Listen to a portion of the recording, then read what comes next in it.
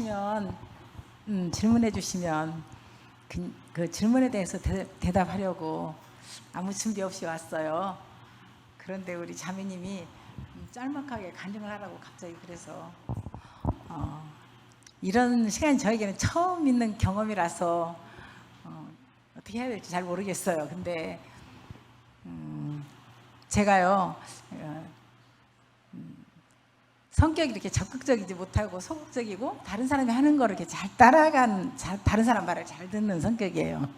그래서 뭐 어떤 일을 앞서서 해보거나 그런 경험이 없거든요.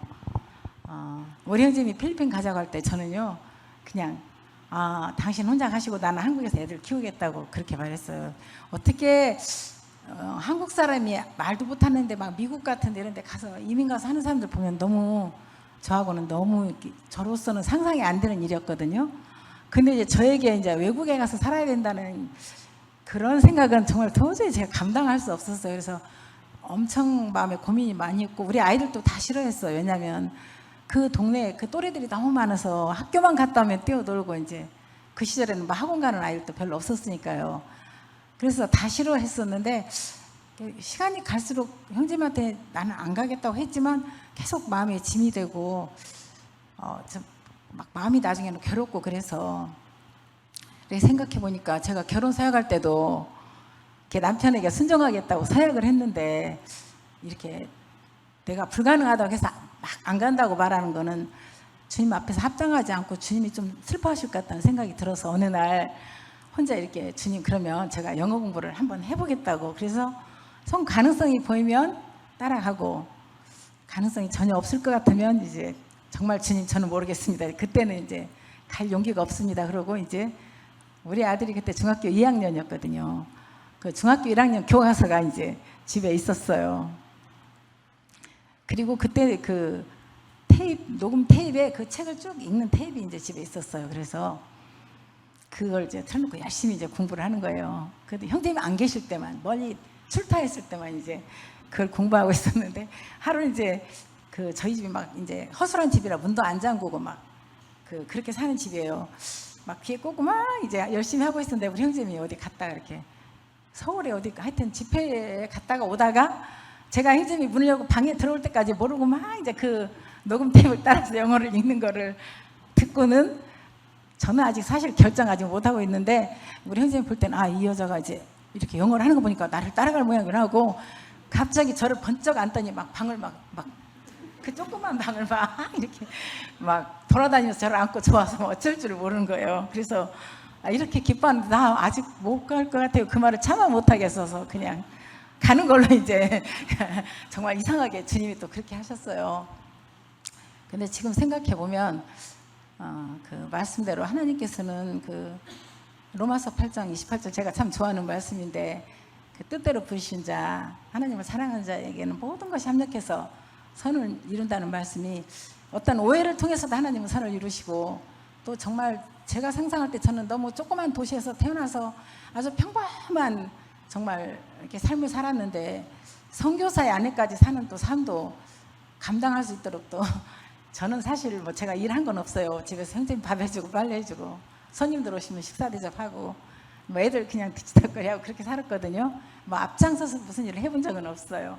그래도 주님의 은혜로 그 일을 이제 잘 마쳤고 저는 이제 동북에 와서 정말 행복했어요. 필리핀에 있을 때 많이 병이 많았는데 한국에 와서 한 3년 동안 살면서 다 나았어요. 하여튼 약이 없으면 살 수가 없었어요. 아무것도 할 수 없고 막 이게 관절염이 오고 그다음에 지금 보니까 그게 갱년기 우울증이었던 모양인데 그런 단어도 몰랐으니까요. 왜 이렇게 내가 아프고 잠이 안 오는지를 몰랐거든요. 근데 한국에 와서 한 3년 동안 근데 하여튼 여러 가지 질병이 있었는데 다 좋아지고 정말 너무 재밌게 살고 있는데 어느 날 갑자기 이제 형제님이 또 이제 사실 저도 기도는 하고 있었어요. 이제 왜냐하면 그 외국인 센터를 할 때 사람들이 이제 성경 공부를 통해서 구원을 받은 사람들이 하나둘 이제 생겨나니까 이게 센터로만은 안 될 일이구나. 이제 그래서 저와 가장 가깝게 기도하고 지내는 자매님과 함께 둘이서 주님 이제 여기에 누군가 젊은 일꾼을 보내셔서 교회를 세워주시라고 기도하고 있었고 제가 가야 될 줄은 정말 꿈에도 상상 못했어요. 왜냐하면 제가 70 되던 해에 우리 자매님들이 말했어요. 자매 이제 찬당 목 그만하시라고 그래서 이제 저는 이제 완전히 이제 그 모든 것을 이제 정리한 사람이라고 생각하고 있었기 때문에 근데 이제 저희 형제님 사실은 제가 더 이제 막막했던 게 저하고 의논하지 않고 여보 이렇게 가면 어떨까 이런 얘기를 한 게 아니고 교회 장로 형제분한테 가겠다고 딱 광고해놓고 저는 교회에서 들은 거예요. 저도 같이 가야 되는데 저희 형제님이 저에게 너무 신뢰를 하신 거죠 사실은. 제가 인정합니다. 그래서 제가 막 형제님 많이 추궁했어요. 막 어쩌면 그럴 수가 있냐고. 근데 형제님은 사과를 안 하셔요. 왜냐하면 자기 생각에는 이게 너무 떳떳하고 장한 일인 거죠. 근데 결국은 제가 사과를 하면 좀 마음이 놓일 것 같다 했더니 잘못됐다고 그러시더라고요. 그래서 이제 처음에 정말 막막했어요. 말도 할 줄 모르지. 그 사람들이 어떤 성향인지도 모르지. 일주일에 한 번씩 만나던 사람들이 이제 모임에서 만나야 되니까. 근데 신기하게 주님이 참 갈 때마다 갈수록 정이 들고 사랑스럽고 예배 시간에 이렇게 우리 그 형제들이요 구원받은 지 얼마 안 된 형제들이 말씀을 어떻게 이 예배에 합당한 말씀을 찾는지 저는 막 그게 그 감사드리는 내용은 잘 모르지만 말씀을 읽을 때 막 제 가슴이 막 떨리고 막 그 형제들을 막 위해서 내가 막 그 마음 안에서 막 사랑하는 마음 막 생기는 거예요. 귀하다 사랑스럽다 막 우리 주님은 내가 이런데 얼마나 기특하실까 막 이렇게 해서 그런 막 처음에 막 억울하기도 하고 왜 나는 또 가야 되나 막 그러고 그랬던 것들을 다 주님이 위로해 주시고 그 고려인들이 참 좋아요. 이렇게 성향이 정직하고 화끈하고 그다음에 뭐랄까요 하여튼 다 참 좋아요. 그래서 지금 정말 때때로 예배 시간 앉아서 이런 생각도 해요. 주님 제가 정말 오기 싫었는데 저희들이 안 왔으면 이 사람들이 어디에서 뭘 하고 있을지 모르는데 주님 너무 감사합니다.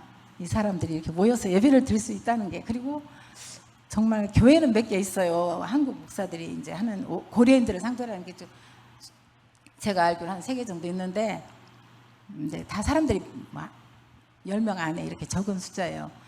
근데 그분들이 복음을 전하는지 잘 모르지만 저희가 이제 이 일을 시작했기 때문에 이분들이 정말 참된 복음을 듣고 구원받았다고 또 간증하고 이런 걸 이렇게 보면서 참 감사드리고 있고요. 또 제가 이렇게 우리 형제님이 무슨 말 할 때 단번에 이해하지를 못하고 항상 머뭇하다가 이렇게 따라갔어도 주님이 그것도 그냥 가상히 보시고 형제님이 사역을 통해서 열매를 맺혀주신 것에 대해서 참 감사하고 이제 요즘은 형제하고 이제 저하고 아침에 일어나면 항상 또 저녁에도 또 차를 타고 가다가도 모든 것이 은혜다 정말 감사하다 이제 이런 대화를 참 많이 해요.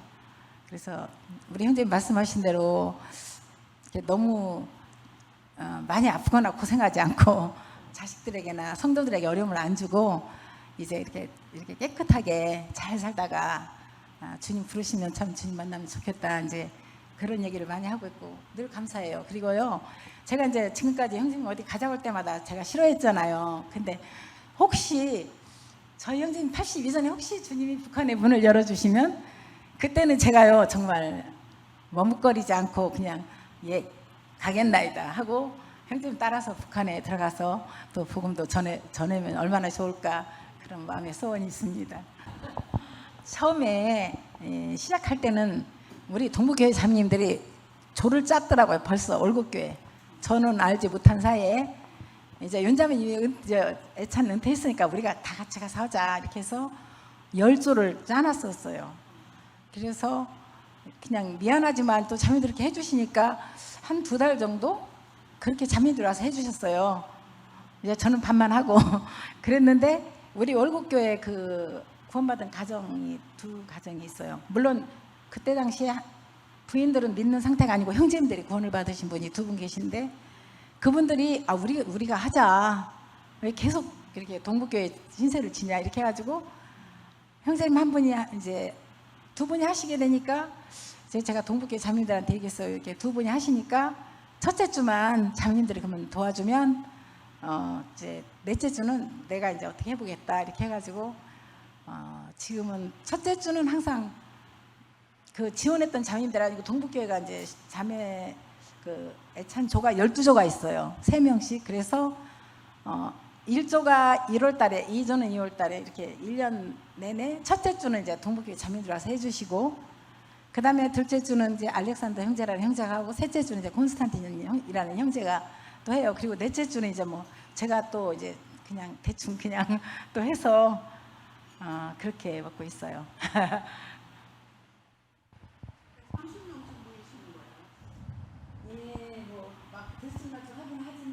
그렇지만 거의 30명에서 이렇게 좀 넘어갔다 조금 결석하면 조금 뭐 한 28명 이럴 정도도 있고, 제일 처음에 센터로 모여서 저녁밥을 할 때 제가 그 그릇을 이렇게 정해놓은 그릇이 있거든요. 쌀 그릇을 3그릇 했어요. 근데 이제 조금 있으니까 4그릇 됐고 또 5그릇 되고 지금은 6그릇을 해요. 그래서 식구가 좀 늘었어요 이제. 예, 많아요. 그 특별히 정부에서 고려인들에 대해서는 굉장히 애착을 가지고 잘 돌봐주고 있고요. 그 고려인, 저희들이 시작하기 전에 그 어떤 목사님이 고려인 교회를 했는데, 그는 고려인 교회이라기보다도 고려인 커뮤니티가 이렇게 있어가지고요. 많은 사람들이 모여요. 거기서 뭐 봉사 뭐 자원해서 해주시는 분도 많고, 우리 한국 사람들이. 그 다음에 뭐 의료 지원, 뭐 선물도 많이 나눠주고, 하여튼 뭐 와서 심지어는 머리 파마해 주시는 분들도 있고 막 그런 게 다채로운데,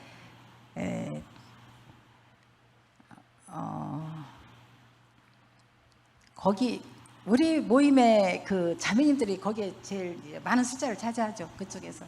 거기 우리 모임의 식구들은 저희 아침에 와서 저희들과 같이 예배드리고 말씀 듣고 애찬하고, 이제 오후에 한 4시쯤에 거기에 또 모임이 있어요. 거기에 이제 가서 그런 것들 막 선물도 받아오고, 많이 주면 막 저도 갖다 주고 그래요. 그런 게 있어요. 참 혜택을 많이 보고 있어요, 그 고려인들이.